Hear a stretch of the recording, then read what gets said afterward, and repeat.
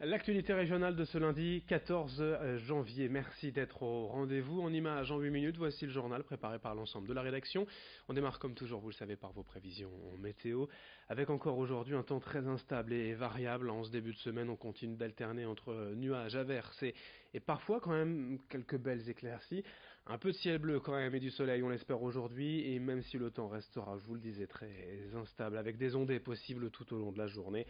Les températures, elles sont de saison, 8 degrés à Dunkerque, 7 à Boulogne, Calais, Saint-Omer ainsi qu'à Lille. Les prévisions météo complètes bien sûr après ce journal. À la une, tout d'abord, depuis début janvier, la CAF enregistre une hausse importante du nombre de demandes de primes d'activité, le plafond minimal et son montant ayant été réévalués dernièrement par le gouvernement. En France, 1 million de ménages supplémentaires pourraient en bénéficier cette année. Pour ces nouveaux allocataires, le site internet de la CAF permet de faire une simulation et une demande en ligne jusqu'au 25 janvier. Le versement lui est prévu dès le 5 février. Dans le Nord, chaque mois, la CAF verse environ 130 000 primes d'activité, dont le montant moyen est de 166 euros. Si vous souhaitez vérifier, si vous êtes désormais concerné, faire la simulation, rendez-vous sur caf.fr. Et on écoute ensemble les explications du directeur de la CAF du Nord au micro d'Edil Gunaï. Le plus simple, pour y compris éviter l'attente à nos accueils actuellement, qui est une attente légitime et bien gérée, mais elle existe quand même, c'est d'aller sur caf.fr. À partir même de son smartphone, c'est très simple, et on peut faire des simulations qui sont très pédagogiques et voir si on a un droit à la prime d'activité ou pas. Et à partir du moment où la simulation est faite et qu'on voit qu'on a un droit, on peut très facilement transformer cette simulation en demande de prime d'activité qui est automatiquement enregistrée dans nos fichiers. Et ensuite, l'usager doit prendre l'habitude et devra prendre le réflexe de nous envoyer chaque trimestre une déclaration de ressources trimestrielle qui lui permet de déclarer les ressources de ces 3 derniers mois juste auparavant. Et nous actualiserons le montant de la prime d'activité de trimestre en trimestre, comme nous le faisions déjà pour les précédentes primes d'activité. Rapidement dans l'actualité, ce week-end avait lieu l'acte 9 des Gilets jaunes. À Lille, environ 2500 personnes ont manifesté dans le centre-ville, sous parfois quelques moments de tension face aux forces de l'ordre, ces derniers n'ayant pas hésité à certains moments à utiliser du gaz lacrymogène pour faire reculer les manifestants.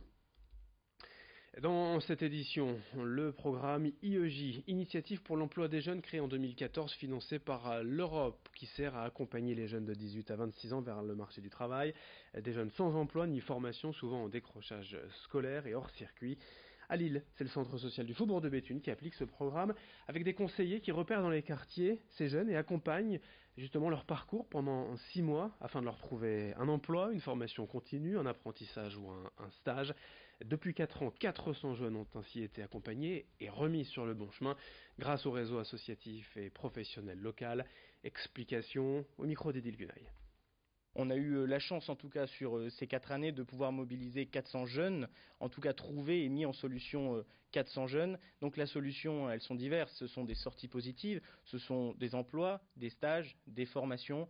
Parfois, il y a eu rupture de contrat parce que ça ne fonctionnait pas entre le jeune et l'entreprise. Il y a aussi des défaites dans notre travail, mais nous ne baissons pas les bras, nous continuons. Et malgré tout ça, il y a aussi de belles réussites et notamment des créations d'entreprises parce que l'IEJ accompagne à l'emploi, à la formation, mais nous avons la chance d'être en partenariat avec une association du territoire qui œuvre dans la création d'entreprises et qui aussi fait de la publicité sur l'accompagnement des jeunes à la création d'entreprises. Donc tout est possible. Du sport aussi dans l'actualité du jour, du football, puisque le RC Lens joue ce soir en match décalé de la 20e journée de Ligue 2. Un déplacement en région parisienne face au dernier du classement, le Red Star. En ce début d'année, les Lensois restent sur une défaite en Coupe de France 2-0 face à Reims, une équipe de Ligue 1, rien de honteux donc a priori, sauf que les faiblesses lensoises se sont de nouveau répétées, à savoir des errements défensifs et un manque cruel de réalisme pour les attaquants. L'entraîneur Philippe Montagnier espère au moins 2 renforts lors de ce mercato hivernal et ce soir, Lens, chez le dernier, a surtout l'occasion de reprendre des points et de recoller au podium de la Ligue 2. Vincent Vieillard était au centre d'entraînement de la Gaillette avant le match. On écoute l'entraîneur lensois Philippe Montagnier. Il faut que le calendrier, on le prenne comme il est. Je pense qu'il n'y a ni d'avantage ni d'inconvénient. Ça sera difficile. Et puis dans cette division 2, tous les matchs sont âprement disputés. On se rappelle du match aller où on avait eu du mal à venir à bout de cette équipe de Red Star. Et ça sera pareil chez eux.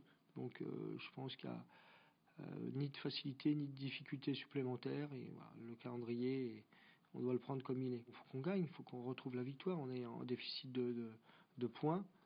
sur les 8 derniers matchs, donc il faut qu'on reparte. Alors, je sais que Farouk ne sera pas d'accord, parce que lui aussi il a besoin de 3 points. C'est toujours le problème, c'est l'adversaire, il veut aussi gagner. Et puis à peine les vacances de Noël terminées, peut-être pensez-vous déjà à celles de février, voire même à cet été. Il est vrai que les réservations se font souvent bien à l'avance pour bénéficier des meilleurs tarifs. Ainsi, l'agence Voyage Montaigne a tourné en Belgique, mais qui possède aussi une agence à Tourcoing, a déjà eu beaucoup de clients venus se renseigner.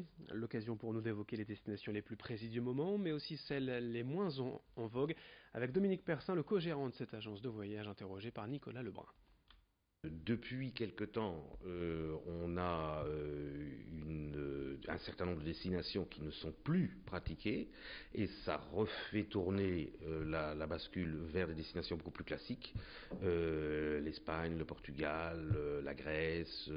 On ressent un léger retour de la Turquie parce que c'est vrai qu'il y a des offres de qualité-prix qui sont pas mal. L'aéroport de Lille a ouvert maintenant beaucoup plus de destinations, notamment sur l'Espagne, Baléares, Tenerife, la Grèce et la Corse. Donc on sent aussi qu'il y a une demande sur ces destinations-là. Mais le bassin méditerranéen en général pour la saison d'été reste très prisé. La Tunisie, ça a toujours du mal à décoller. L'Égypte reprend notamment avec des croisières parce qu'on a diminué le prix quasiment, ou on a augmenté les prestations, et avec une fréquentation moindre, donc tout ce qui est croisière sur le Nil, eh bien, c'est nettement, on va dire, avec un rapport qualité-prix qui est fréquentation, donc on fait moins la file, donc c'est pas mal non plus, ça commence à reprendre. Lundi 14 janvier, fin de ce journal régional. Merci à vous de l'avoir suivi.